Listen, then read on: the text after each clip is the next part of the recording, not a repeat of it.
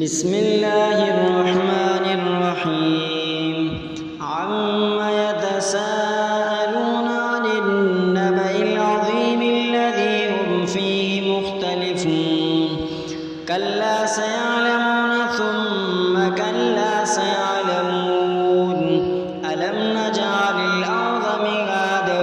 والجبال أوتادا وخلقناكم أزواجا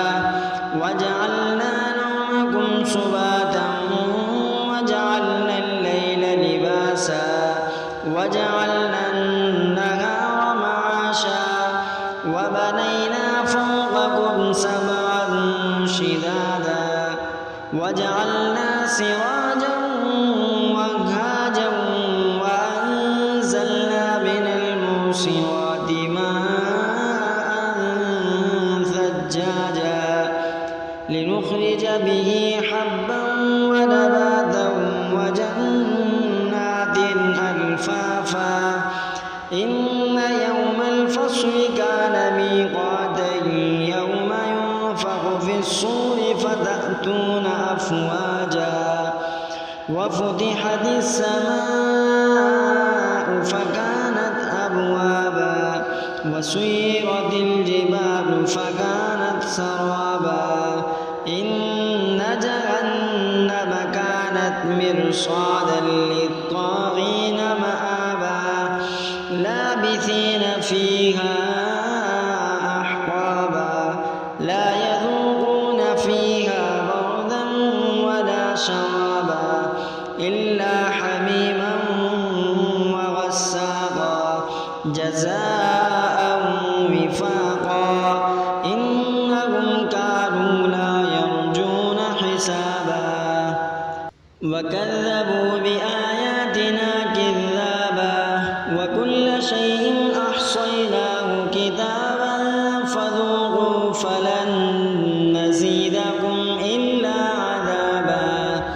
إن للمتقين مفازا حدائق وأعنابا وكواعب أترابا وكأسا دهاقا لا يسمعون فيها لغوا ولا كذابا جزاء من ربك عطاء حسابا رب السماوات والأرض وما بينهما الرحمن لا يملكون منه خطابا يوم يقوم الروح والملائكة صفا لا يتكلمون إلا من أذن له الرحمن وقال صوابا ذلك اليوم الحق فمن شاء اتخذ إلى ربه مآبا إنا أنذرناكم عذابا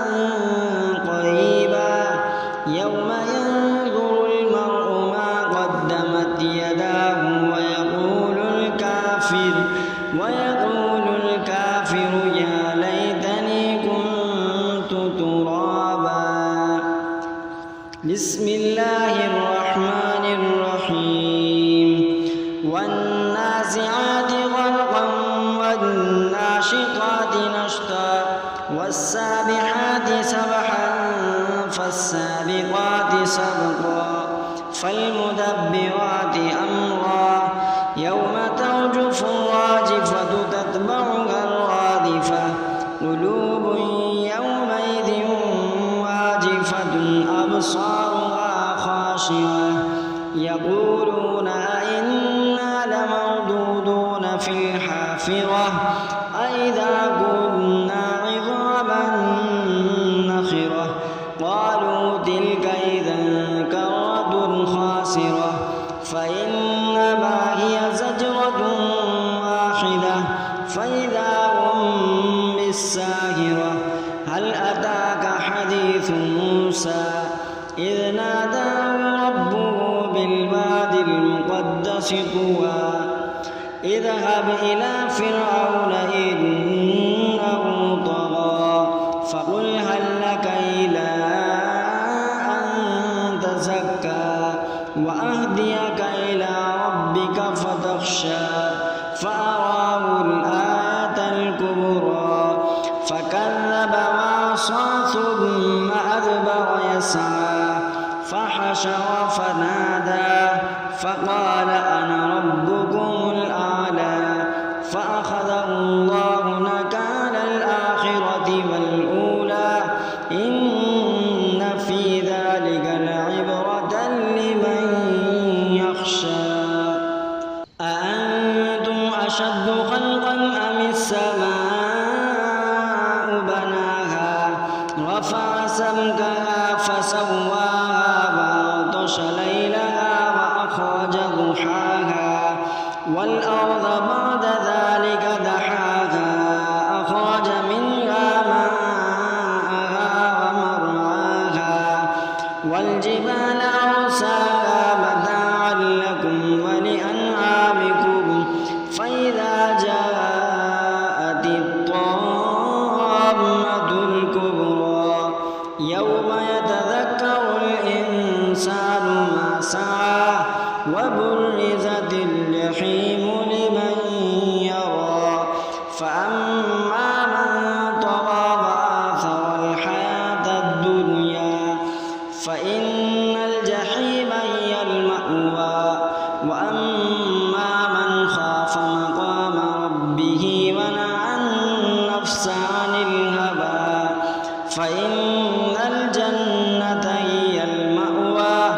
يسألونك عن الساعة أيان مرساها فيما أنت من ذكراها